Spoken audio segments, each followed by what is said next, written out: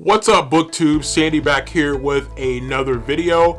And in this video, I'm particularly excited because you always remember your first time. And in this case, the first time is Book of the Month.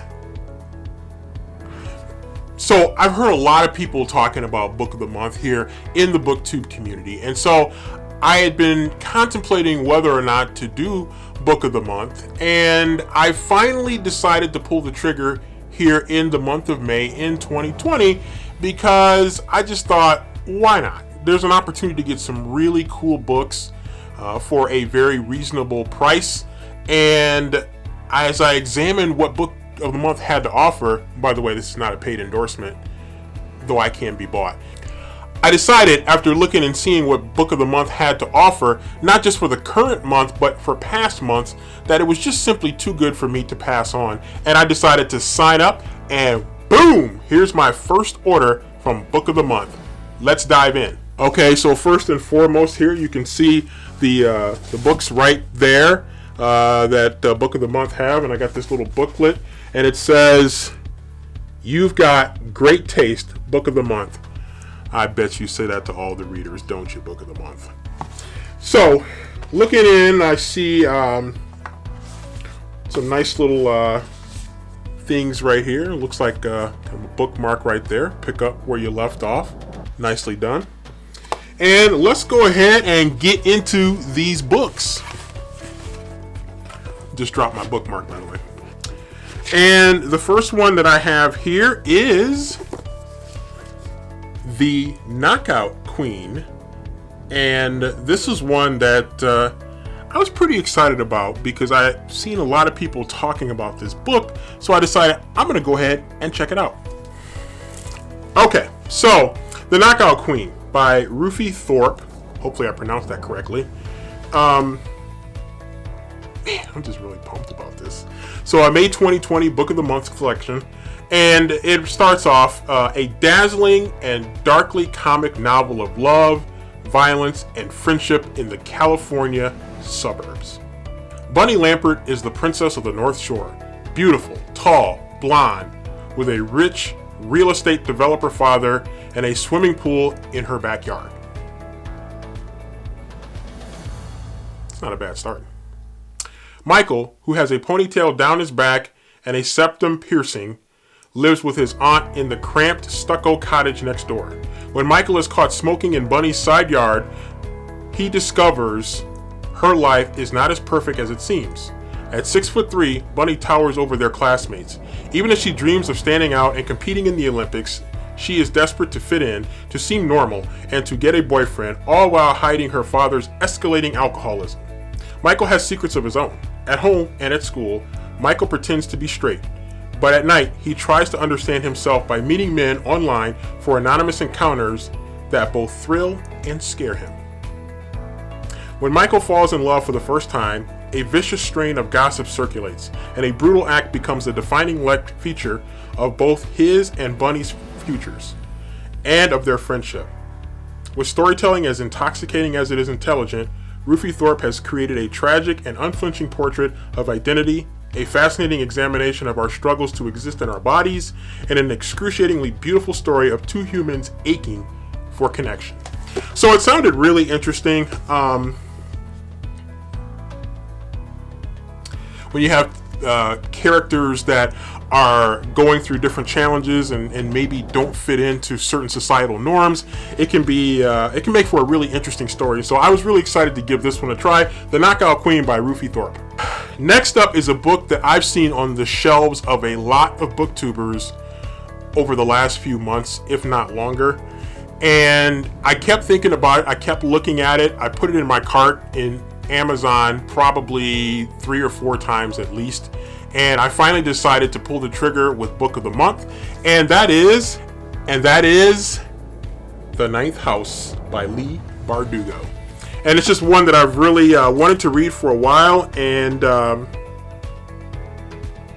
I just kept looking at it and finally joining Book of the Month, it just made sense to go ahead and pull the trigger and get this one right now. So the quick summary of it is the mesmerizing adult debut from Leigh Bardugo, a tale of power, privilege, dark magic, and murder set among the Ivy League elite.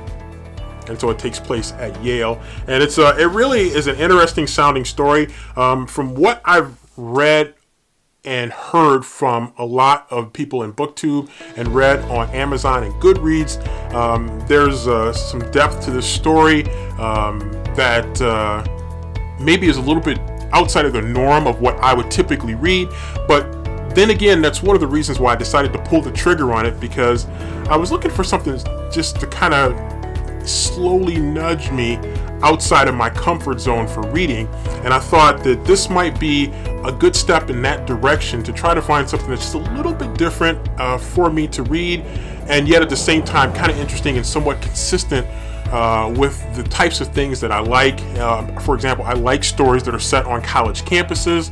I like a certain level of mystery and intrigue, and certainly the depth that a story has adds to it for me and makes me even more excited about reading the book. And so I think The Ninth House really checks a lot of those boxes for me, and I'm excited about finally getting an opportunity to add this officially to my TBR now that I have the physical copy, and to see how I feel about it. So if you've read this, let me know what you think about it, because I've been excited about it for a long time. It's a really cool cover art right there, and it just was too good for me to pass up, as Book of the Month made it a lot easier for me to pull the trigger on this one.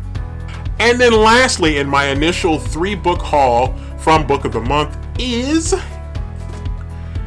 No Exit by Taylor Adams. Now, this is another book that I'd been looking at on Amazon for quite some time. I had it in my cart on Amazon, and I nearly pulled the trigger on it more than once, and but it was a little bit pricey for me. So again, one of the reasons why Book of the Month is a good thing, because I'm not sure I would have bought it until the price maybe came down a little bit more, or perhaps I would have bought it used somewhere on Amazon or someplace else. And so I was really excited to pick up this one.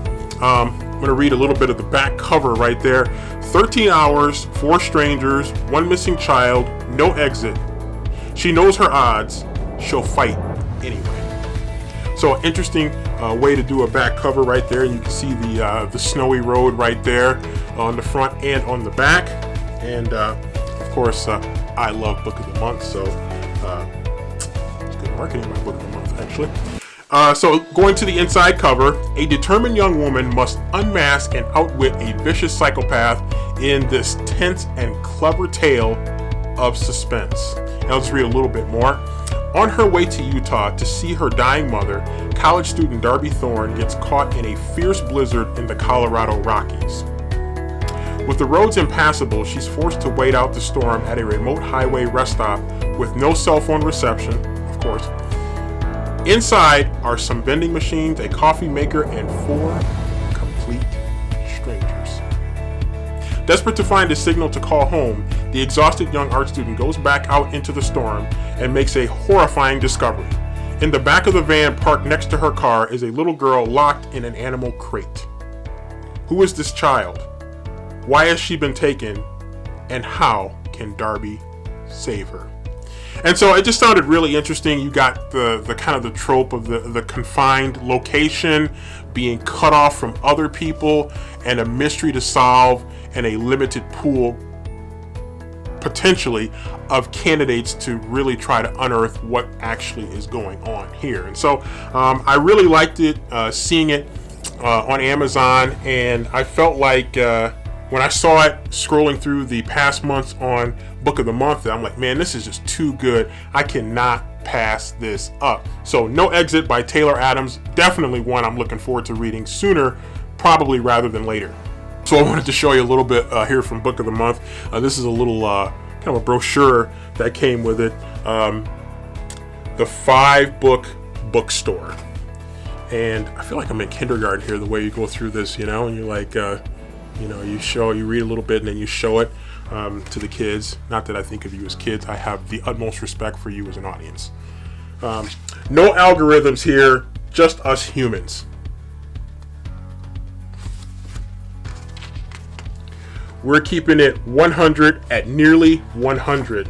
And that's in reference to Book of the Month being established in 1926. So Had no idea Book of the Month went back that far. But again, some great selections, and those are just some of the past selections there for Book of the Month. And there's some really good ones in the past that I'm really looking forward to picking up at some point, because it just sounded really, really good. And so really excited about Book of the Month. I just cannot put into words how excited I am about this. Just really, really looking forward to the opportunity to continue with Book of the Month and really to pick up some good books that are going to be exciting for me. So there you have it, Book of the Month. Really excited about it.